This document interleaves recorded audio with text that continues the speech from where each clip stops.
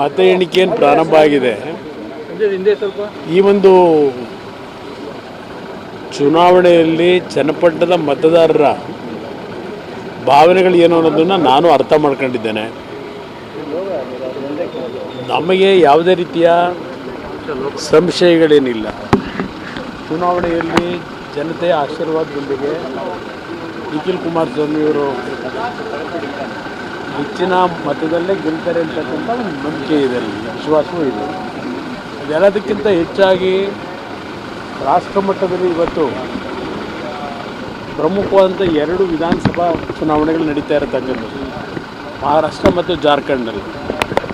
2 ಕಡೆಯೂ ಪ್ರಾರಂಭಿಕ ಹಂತದ ಮುನ್ನಡೆಯನ್ನು NDA ಅಭ್ಯರ್ಥಿಗಳೇನು ಸಾಧಿಸಿದ್ದಾರೆ, ಅದು ಅದೇ ರೀತಿಯಲ್ಲಿ ಮುಂದುವರಿಯತಕ್ಕಂಥ ಲಕ್ಷಣಗಳೇನಿದೆ.